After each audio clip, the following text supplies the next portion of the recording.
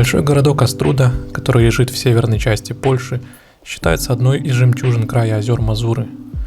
Обилие природных достопримечательностей, среди которых сразу несколько живописных озер, привлекает большое количество туристов в теплое время года.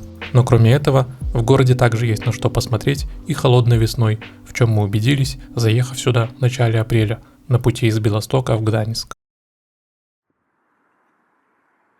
День нашего приезда в Оструду выдался непростым.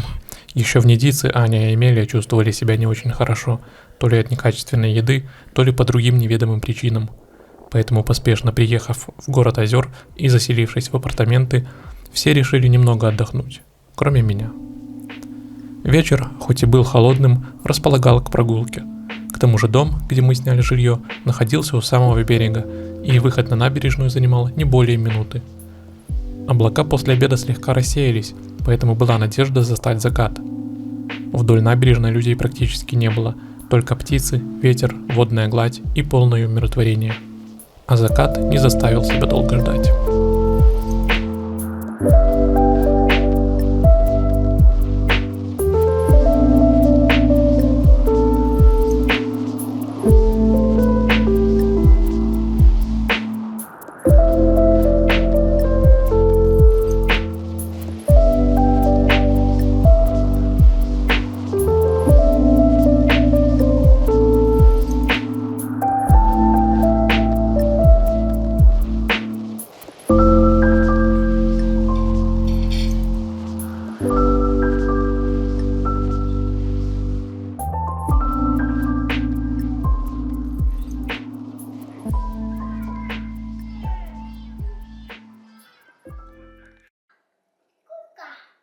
Утром следующего дня, выспавшись и набравшись сил, мы покинули самые красивые апартаменты за все путешествие и направились в сердце Оструды, где нас ждал очередной замок.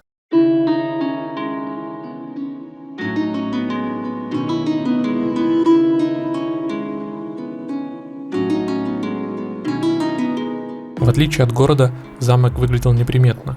Большая кирпичная глыба, метров 10 высотой, при беглом взгляде могла сойти за какое-нибудь административное здание.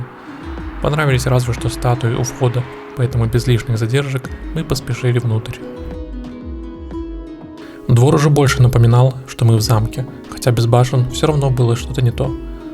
Как и в Недице, внутри стояли автомобили работников, находящихся здесь заведений, библиотеки, центра культуры и других, в том числе музея.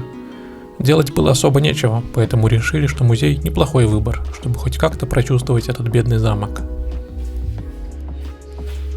Тевтонский замок в Оструде, а ранее замок Остероде, впервые был упомянут в летописях 1300 года, как сооружение из дерева и земли, а спустя примерно 70 лет на этом месте появилась новая крепость из камня и кирпича, которая принадлежала могущественному в то время Тевтонскому ордену.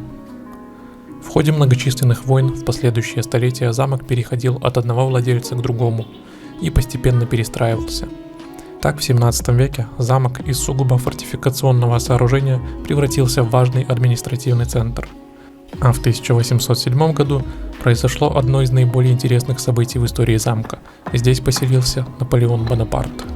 К началу 20 века замок сильно обветшал, а Вторая мировая война разрушила его еще больше, как и Оструду в целом. В 1974 началась реконструкция замка, которая завершилась к 1996 году.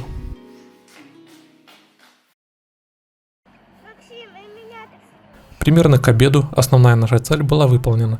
Третий замок за последние 3 дня был успешно посещен, и свободное время мы могли потратить на приятную прогулку по набережной, к пирсу и другим достопримечательностям этого симпатичного городка.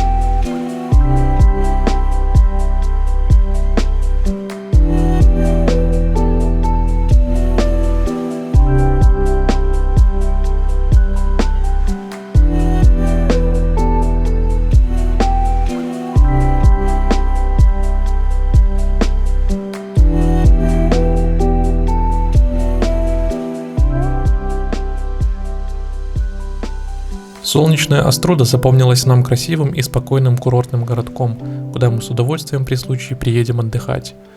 Пусть замок и не особо нас впечатлил, но все остальное, включая 2 красивых костела и вкусную пиццу на прекрасной набережной, было супер.